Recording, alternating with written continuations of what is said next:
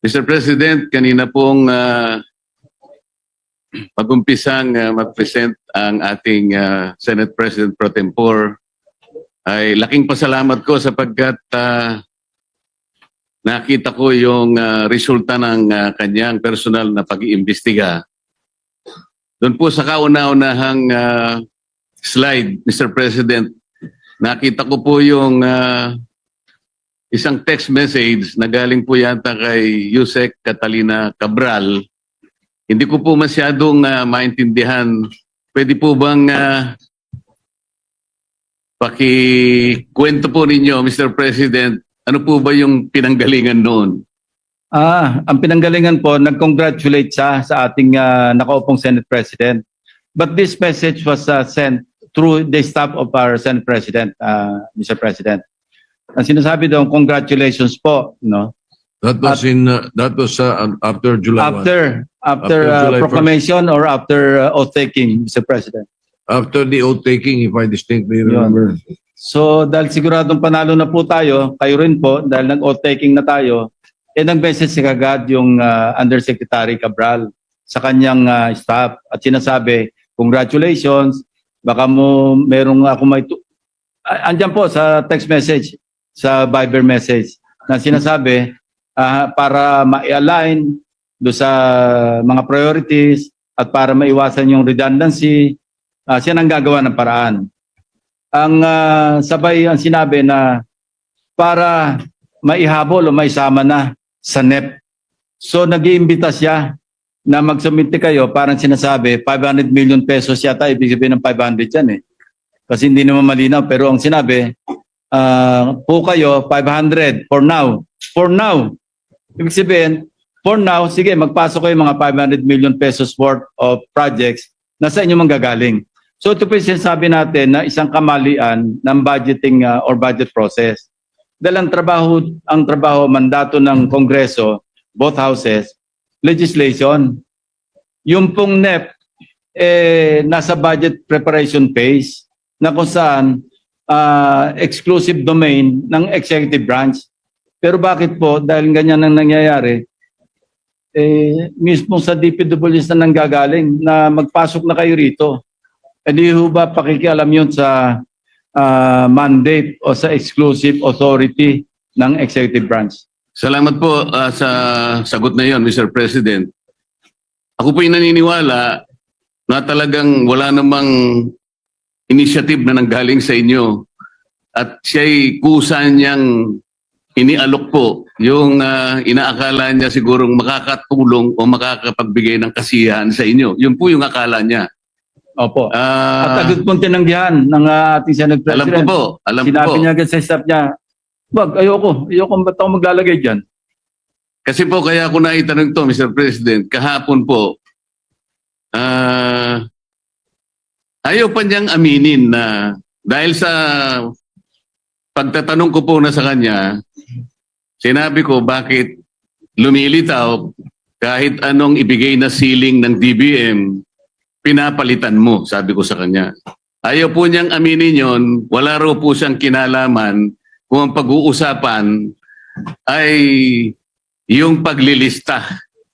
Wala raw siyang kinalaman. Ngayon po malinaw na nagsisinungaling talaga siya sapagkat naipakita ko po kahapon, Mr. President, lalong-lalo na po sa flood control projects, yun pong mga insertions, aminin man niya't hindi, ngayon po inapatunayan na natin, ay talagang siya po talaga yung gumagawa dahil siya po yung Undersecretary ng Planning Services. At lalong-lalo na po doon sa tinatawag na FAPs. Ito po yung Foreign Assisted Projects. Yun po malinaw na malinaw. Ipinakita ko po, Mr. President, yung sulat ng DBM noong July 2023 na kung saan sinabi mismo sa kanya, please adhere strictly dun sa mga ceilings na binibigay namin sa inyo. Dahil napansin po ng DBM magmula po noong 2022, 2023, pinapalitan po niya hanggang sa 2024.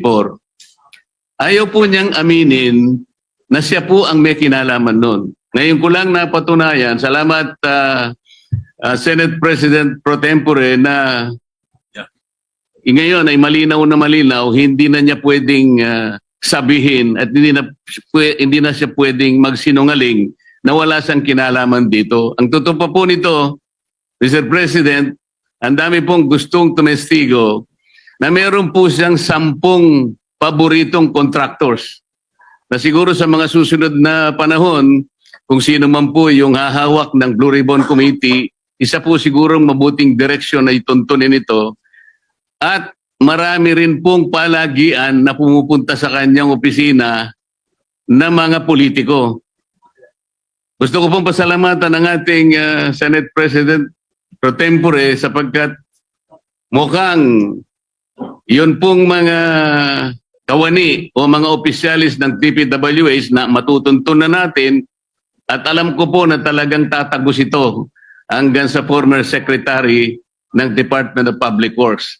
Kasi kahapon po, gusto niya nang sabihin na lahat ng daw po ng nangyayari sa kanyang opisina ay meron namang basbas ng Secretary ng Department of Public Works.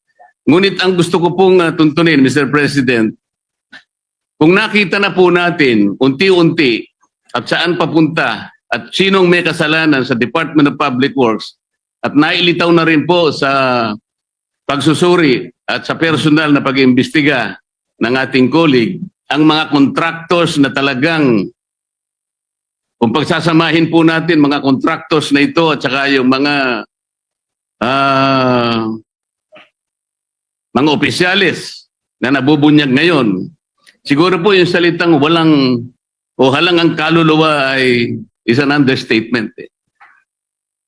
Ang gusto ko pong malaman ngayon, bakit po kaya sila ganun kalakas ang loob? Bakit parang hindi na po milyon eh? Bilyon-bilyon na po ang naipatatalo at hindi naman po nila pera yon, pera po ng taong bayan.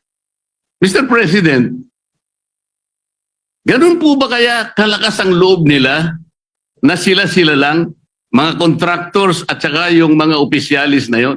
Wala po kayang mga politiko sa loob, sa likod nila? Sana po matukoy yung tunay na mga proponents para po yung walang kasalanan ay hindi po nadadamay. Mahirap po na magbanggit sila ng pangalan dahil ito pong nagbabanggit ng pangalan ngayon ay galing lang sa amin kahapon at napatunayan ngayon ng bilyon-bilyon ang ginagasta at magdadamay siya. At meron pong nag-text sa akin sa pamagitan ng emissary ng abogado ng Diskaya, Mr. President.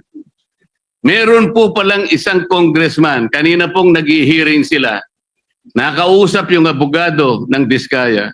Kailangan, meron kayong matukoy na senador sapagkat makokontempt kayo.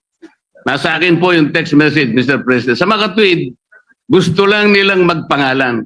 Hindi po mabuti yun. Kailangan po, sa tulong na rin po ni Senator Lacson, total naumpisan na yung mga contractors, naumpisan na itong mga kawani at opisyalis ng DPWH na talagang kandidato na po talaga sa impyerno, matukoy po talaga kung sino-sino po yung palaging kausap ni Yusek Cabral na sila po yung sindikato dito. Para po yung walang kasalanan ay huwag pong madamay. Maraming salamat po, Mr. President. Salamat po, Your Honor. Yeah,